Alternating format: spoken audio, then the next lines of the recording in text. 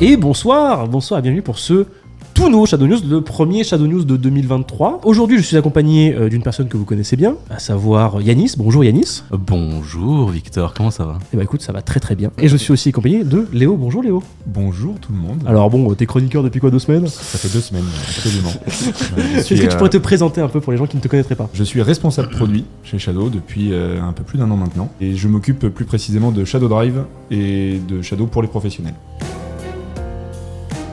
C'est un sujet dont on discute depuis un long moment en interne. Globalement, la difficulté de maintenir du hardware, c'est compliqué. Ça demande pas mal de ressources. Néanmoins, ça veut pas dire qu'on va couper et que les services vont être down la semaine prochaine. C'est justement pas le but. L'idée, c'est qu'on garantisse à tous nos clients que le service va tourner au moins jusqu'à la fin de l'année. En attendant, on va faire des mises à jour qui nous permettront de maintenir le service. Si jamais il y a une faille de sécurité ou whatever qui arrive, elle sera bien évidemment publiée. Pourquoi est-ce qu'on fait ça ? Il faut comprendre que depuis la reprise de la société, le but a été de réorienter complètement la structure en tant que software as a service, donc une société de développement logiciel. Donc le but, c'est d'avoir des développeurs qui fournissent un service. On a complètement arrêté de faire l'infrastructure, on a complètement arrêté de faire du hardware. Et l'idée, c'est de se focus là-dessus et de faire bien les choses, plutôt que d'avoir des difficultés à faire trop de choses à la fois. Il n'y aura pas de hardware Shadow. Le principe, c'est de ne pas refaire du hardware. L'idée, c'est d'appuyer encore plus que jamais sur la force principale de Shadow, qui est d'être complètement agnostique en termes de device, d'avoir la capacité d'utiliser Shadow sur tous les devices du marché. Et c'est pour ça, notamment, qu'on a travaillé dur pour lancer la version Raspberry Pi dernièrement, et qu'on va continuer à développer des nouvelles versions sur le plus de devices possible à l'avenir. On avait parlé de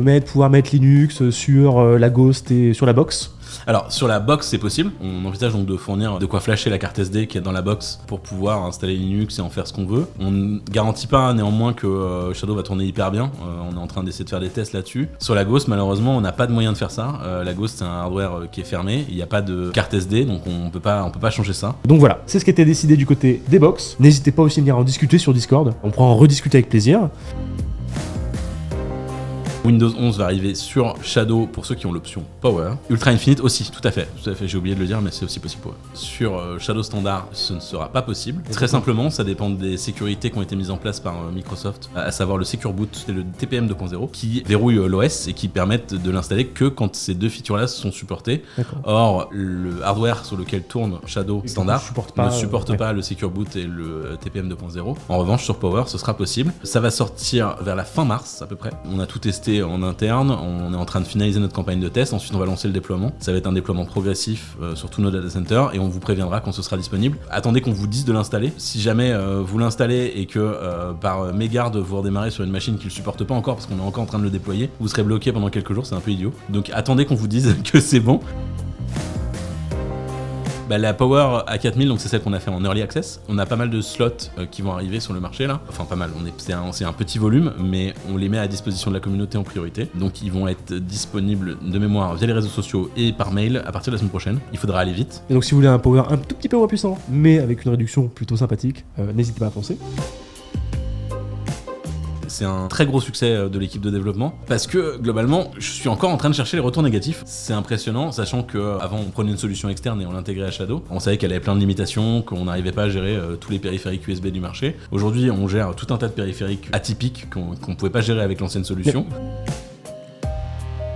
C'est un sujet qui nous tenait à cœur depuis un moment, on en parlait pas mal en interne. On voyait beaucoup de gens qui disaient « Ah, Shadow c'est quand même très cher, etc. » Alors oui, c'est pas donné évidemment, mais il faut quand même relativiser tout ça, notamment par rapport au coût des factures énergétiques et aux factures montre-nous d'Internet. D'abord, sachez quand même qu'un abonné à Shadow PC en France peut économiser en moyenne 2,5€ par mois, soit 30€ par an. Tu te rends compte, c'est un mois de Shadow offert. Mais non. Tu récupères un mois, puisque en fait tu l'économises en électricité. Mais ce serait un peu comme gagner de l'argent finalement. Le mec qui va un peu trop loin. On prenait l'exemple notamment des Belges qui font un score énorme, puisque Internet coûte hyper cher chez eux et l'électricité également n'est pas donnée. Donc on peut économiser beaucoup d'argent juste en utilisant Shadow, en ayant une connexion Internet qui le supporte bien, donc c'est-à-dire 50 mégas par exemple, et d'avoir un PC peu puissant qui tourne derrière. N'hésitez pas à consulter l'article sur le blog qui est dispo directement sur shadow.tech/blog. Il faut se dire en moyenne, voilà, sur les 10 pays étudiés, c'est 40,80€ par an d'économie.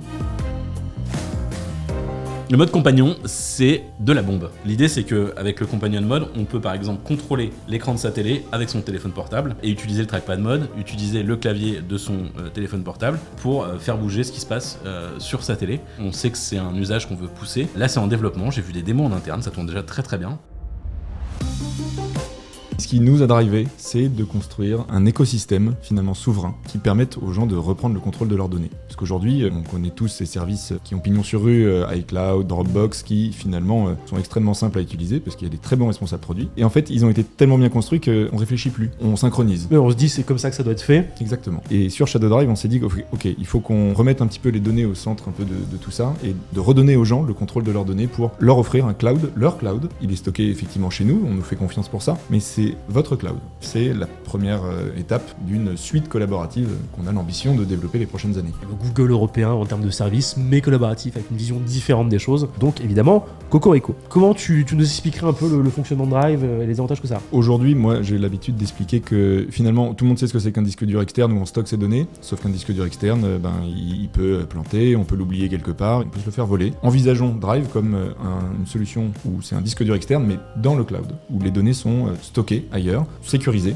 ça c'est très important, c'est-à-dire que vous ne les perdrez pas, et de les synchroniser entre plusieurs devices. Une modification sur mon téléphone va engendrer cette modification et la propagation de cette modification sur les autres devices synchronisés. Et ce qui est aussi important comme troisième pilier du produit, c'est cette fonctionnalité de partage. Parce qu'une fois qu'on les a stockés, ces fichiers qui sont sécurisés, qui sont synchronisés avec tous nos devices, on peut les partager. On peut installer Shadow Drive sur son Shadow PC, et là du coup on a des mécanismes de synchronisation où quand on change quelque chose sur son Shadow PC, ça arrive directement sur son PC local. C'est inversement. un système de pont finalement un peu. C'est un système de pont. Combien ça coûte Drive?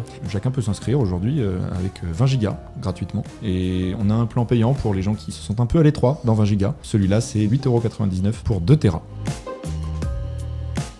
Qu'est-ce qu'on peut retrouver dans cette update? On va retrouver plein de choses. Déjà, on va retrouver tout ce qu'il y avait avant, c'est-à-dire les bonnes choses. Et on a un peu redesigné un peu tout ça, à la mode un peu Shadow Drive. Plus moderne, plus joli. Plus joli, plus professionnel.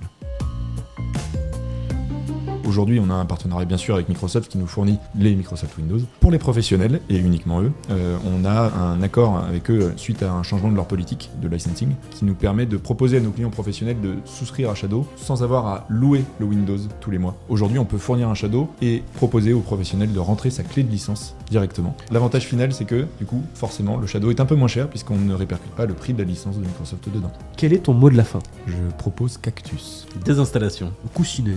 Voilà. J'ai envie de finir sur un peu de douceur. C'est doux. Bah oui, c'est très doux. Bah c'est comme moi, c'est tout doux. Merci beaucoup. Au revoir. Cœur sur vous. Au revoir. Des bisous. Cœur, tout à fait.